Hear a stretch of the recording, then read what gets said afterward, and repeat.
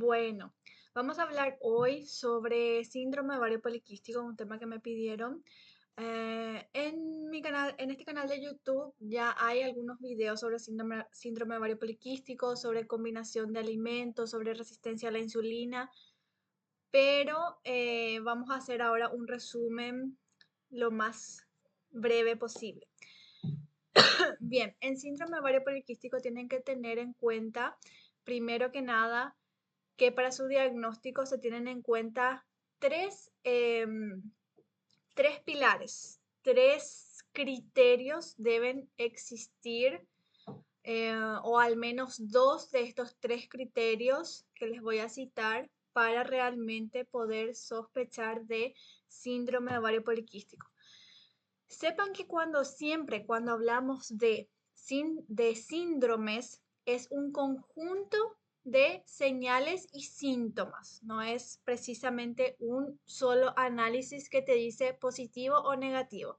Siempre cuando es síndrome es un conjunto de síntomas que más comúnmente, que llevan a un diagnóstico.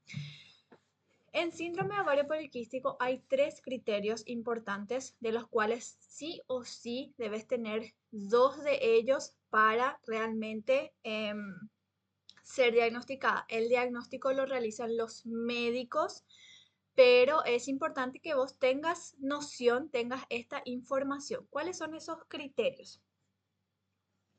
Bien, el primero es, como su nombre lo dice, por medio de la ecografía, la existencia de quistes en el ovario. Entonces, ese es un primer criterio que vos podés tener o no, porque con solo dos criterios de estos tres que voy a citar, ya se puede estar hablando de síndrome ovario poliquístico. Entonces, en síndrome ovario poliquístico no siempre se tiene también los quistes propiamente en el ovario. El segundo criterio es la desregulación hormonal por medio de los análisis de sangre, eso se puede ver, o salivales. Y la desregulación hormonal, principalmente el aumento de los andrógenos. Y el tercer criterio es la desregulación menstrual, es decir, periodos muy largos, ciclos muy largos o la anovulación, todas las desregulaciones del periodo menstrual.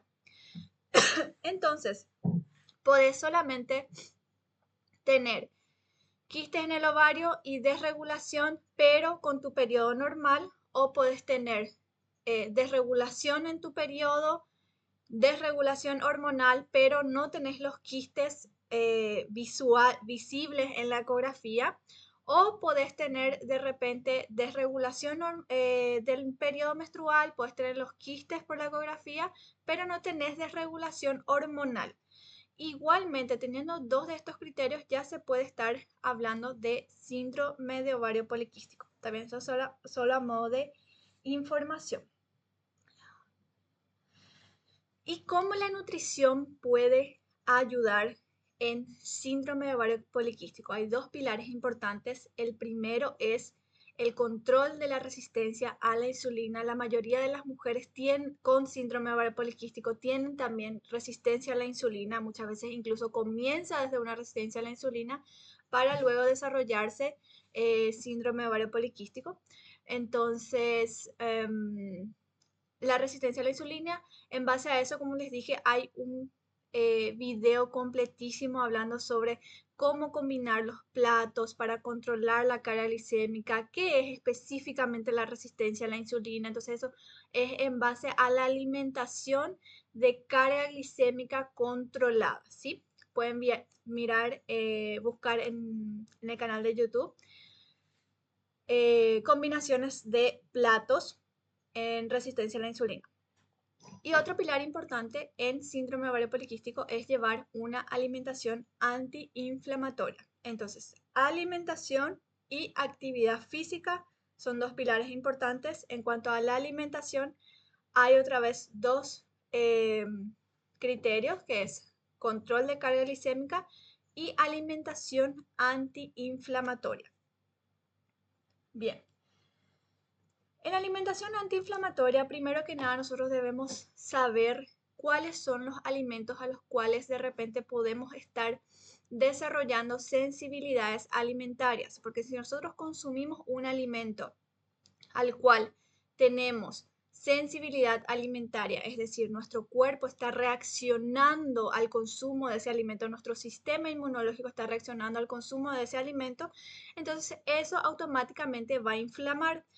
Nuestro sistema inmunológico inflama cuando hay un factor dañino en nuestro cuerpo. ¿Sí? Esto puede ser agudo o puede ser crónico. Si vos estás consumiendo crónicamente cierto alimento al cual tu organismo está reaccionando, ese alimento te está inflamando. ¿Sí? Esto no es lo mismo que una alergia, pero es su primo hermano, suelo decir, ¿verdad?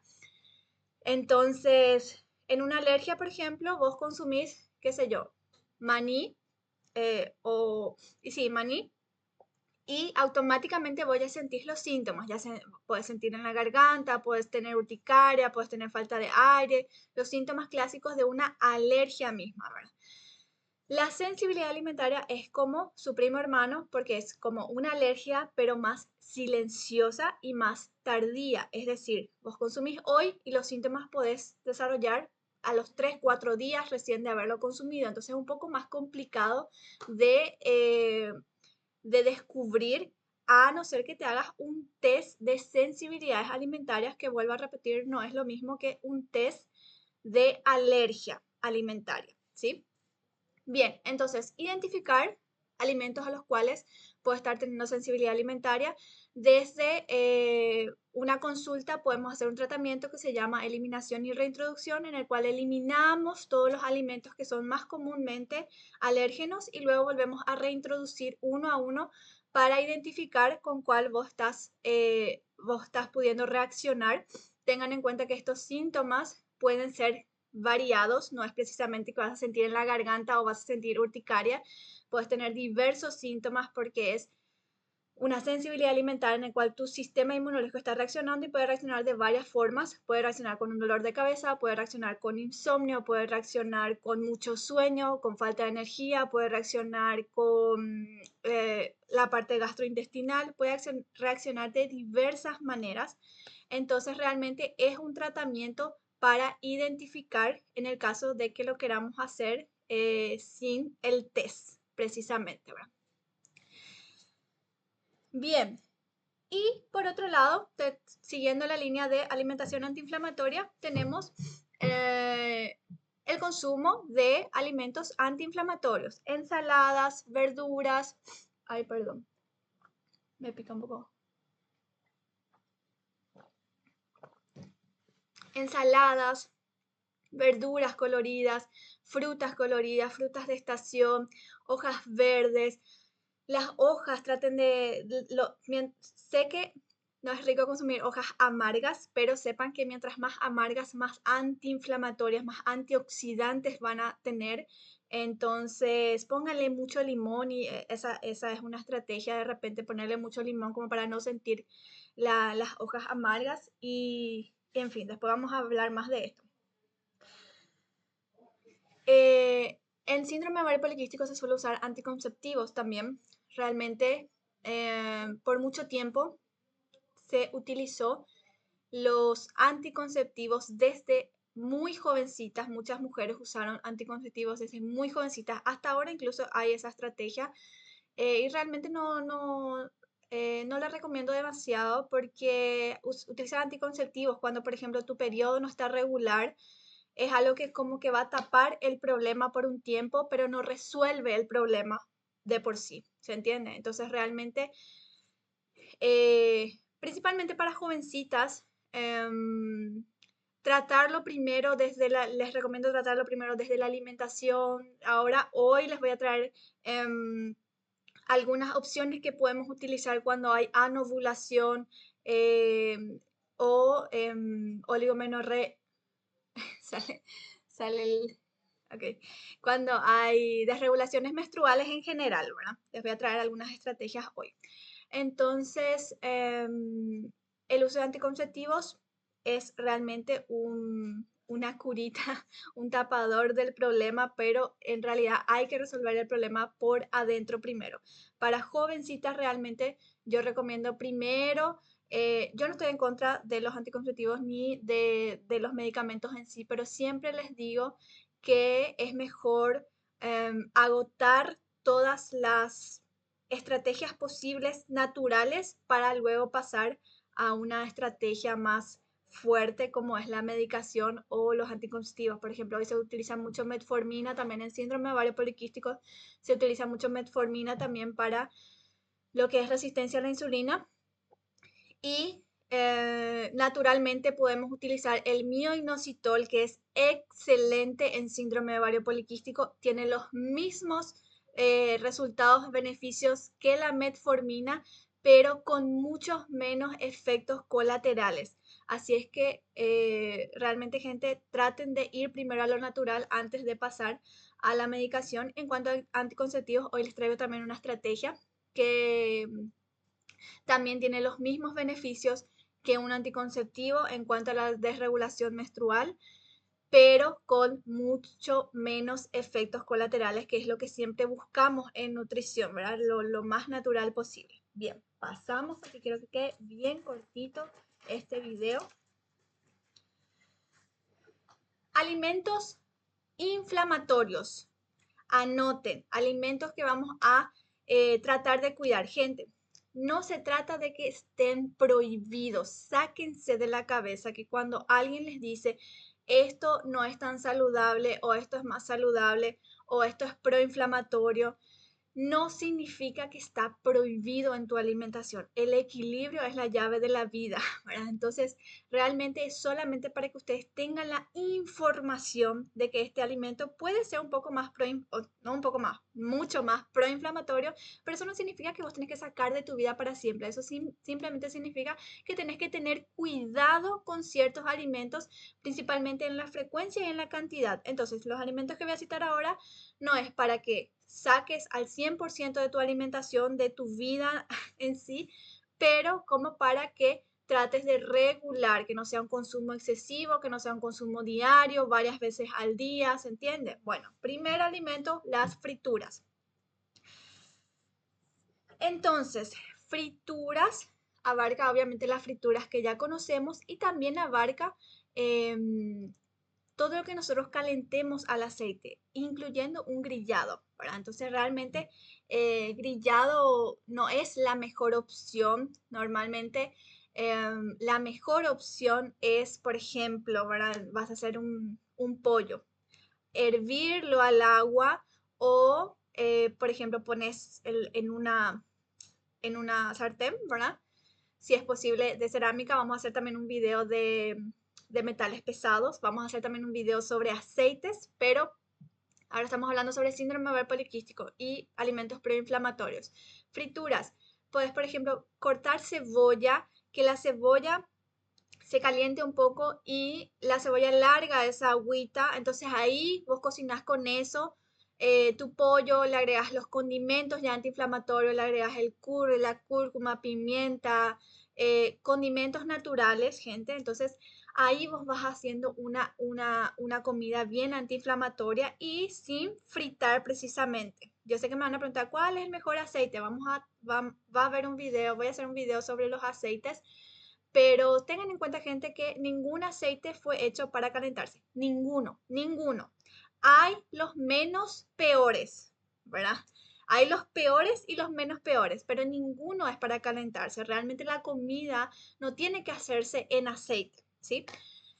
Pero vamos a detallar eso en otro video. Bien, los peores aceites son, y los más proinflamatorios, el exceso de omega 6. Entonces el aceite de girasol, el aceite de maíz, el aceite de soja son los peores, ¿verdad? Entonces vamos a tratar siempre de elegir el aceite de oliva, pero como les dije, las frituras en general son proinflamatorias. Entonces mientras más vos podés cocinar sin aceite, mejor aún, ¿verdad?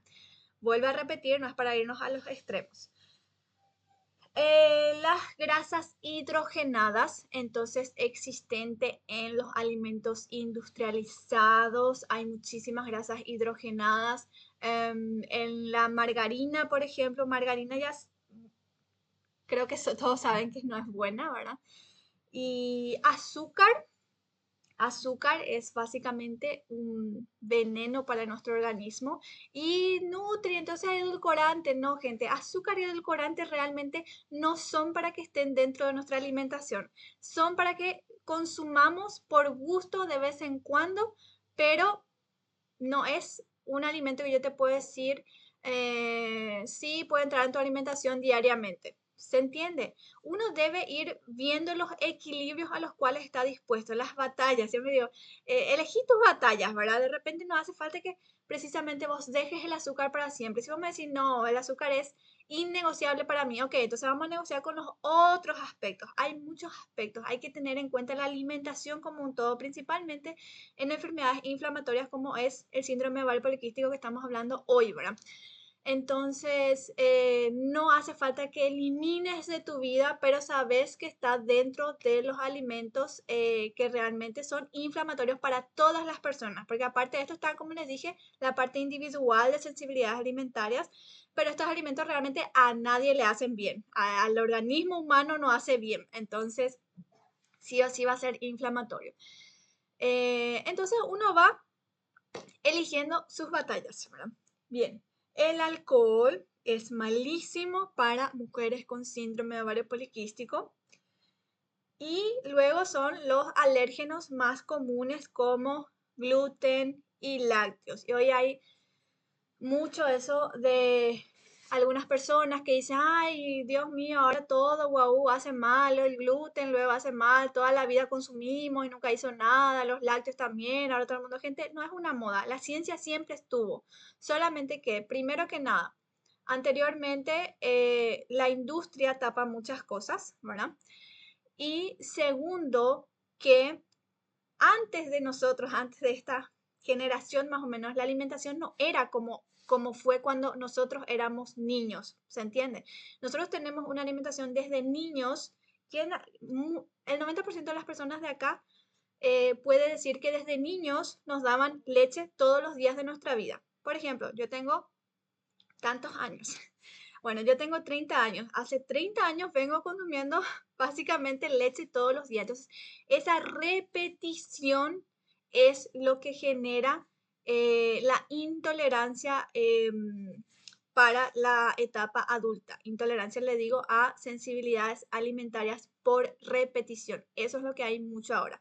Eso sin contar que los lácteos y el gluten de hoy en día no tienen la misma composición que era hace 30 años atrás, y sin contar que nuestros abuelos no tenían esta alimentación que estamos teniendo hoy y no tenían el ambiente tóxico que estamos teniendo hoy.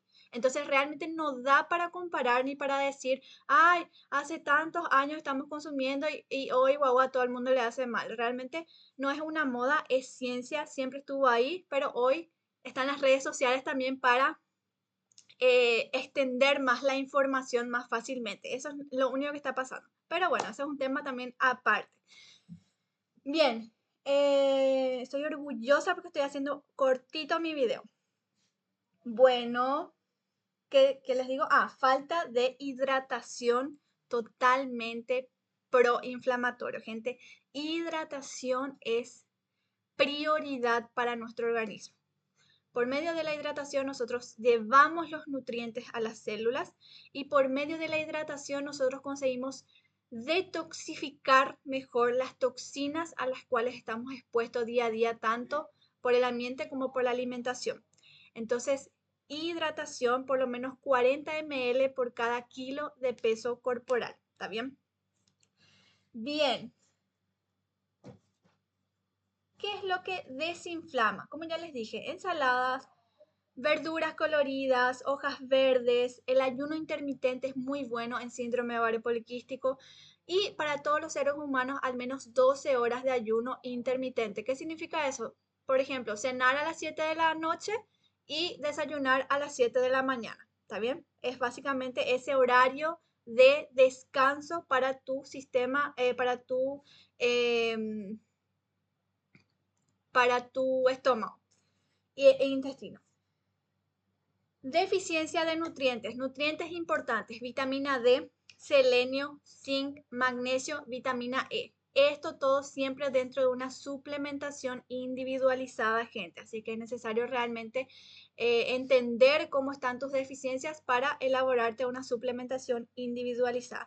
Y otros suplementos también importantes, como les dije, la curcumina, por medio de la cúrcuma, el mioinositol es genial para síndrome de ovario poliquístico y omega 3 también es importante en síndrome de ovario poliquístico. Siempre, gente, individualizada la suplementación. ¿Está bien? Dejo por acá esta primera parte y les dejo otro videito sobre eh, algunos fitoterápicos que podemos utilizar cuando hay desregulaciones menstruales.